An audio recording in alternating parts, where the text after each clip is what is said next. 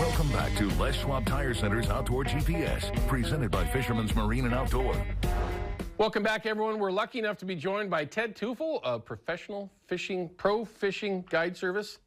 I'll get that right someday, Ted.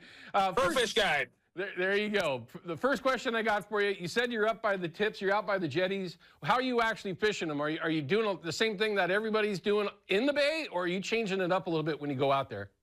I tend to fish a little bit more herring out here, just because we're so close to the ocean, but we'll still run some spinners and super baits.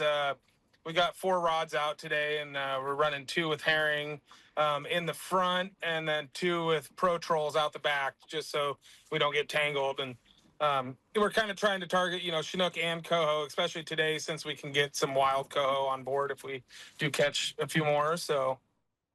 No, that's good advice. Obviously, you'd be able to, do both at the same time. Everyone, that's going to be obviously a little bit of an advantage. First thing I'm going to tell everyone, over where he's fishing right now, around those jetties, it is a little bit more of a technical area. It's just, if you've never been out there, it's just not something you're going to go run out and just go fish along with everyone else. So just kind of keep that in mind. It is a very accessible area, but you have to know what's going on, and you have to understand the tides, and just play nice in the sandbox kind of thing. So that's my disclosure, Ted. Yeah, and especially today with it being rough. Yes. I mean, there's only a few boats out here, and we only came out here, at the kind of end of those tides. But yes, you definitely need to be careful, especially fishing an outgoing tide here. Yes, 100%. It's a spot that'll white knuckle you if you don't know what you're doing. Okay, so you're running herring, a little bit of fit. You're still running 360s and some stuffer baits. Are you running flashers in front of your herring, or do you just like to run them along the bottom naked?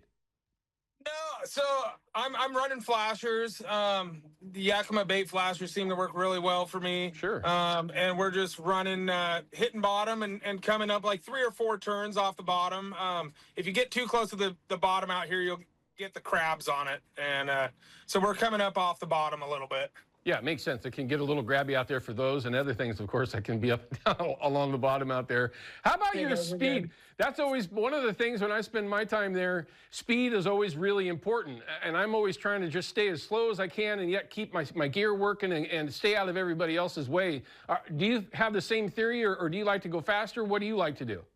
I like to go a little bit faster, but I will hold, against the tide. It kind of depends how much current we have going. I mean, if you have enough current to work your gear on that outgoing tide, I like to hold against the outgoing. So I'll just kind of sit along the jetty and let the fish come to me, especially that last few hours of the outgoing. It seems like those fish from the ocean tend to push up as it slows down just a little bit. I don't know, thinking it's, the river, the entrance to Tillamook Bay, and they're ready to kind of push up and smell some of that fresh water, hopefully.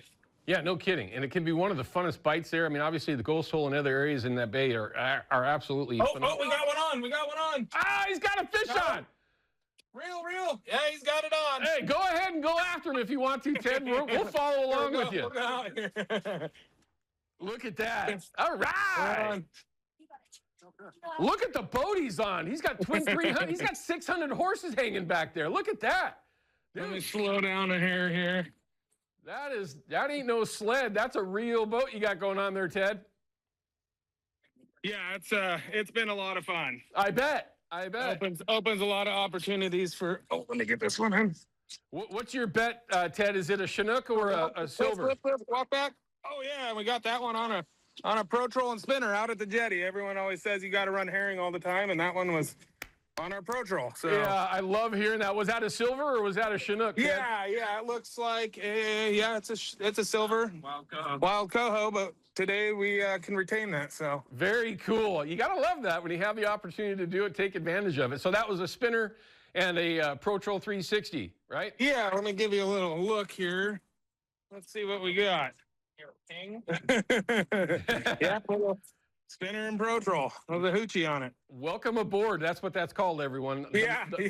The welcoming metal shampoo. All right. I have to ask you this question, Ted. This morning on air, we were told that they decided to come up with another extortion process for all of us sport anglers out there in the saltwater, the new ocean endorsement. What are your thoughts on that? What are your thoughts on that? And is that something that's going to work its way back into the fishery just to help things out? It seems like a tax to me, just like the Columbia River endorsement. I mean, Yeah.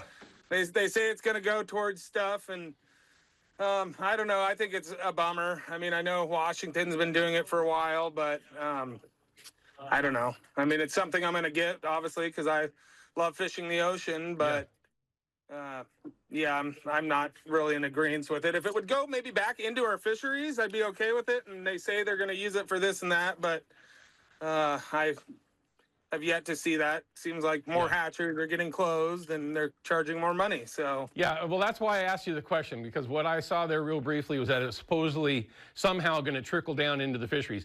Ted, we got to cut away. We appreciate you spending the time talking with us. You actually got to fish on television, man. I love that. You can actually say that. You're in that group now. But folks, if you ever have a chance to get out with Ted Teufel, by all means do so. You can see on your screen his website there. He's got big boats, little boats, and tons of different fisheries that he's extremely good at. Look him up if you can. Ted, thanks again, sir. We appreciate it. Have a great thank you. And be safe. Yeah, have a good one. All right, we got to cut away. I ran long there, but we'll be back in just a minute with your Pike Mental Reward Program numbers.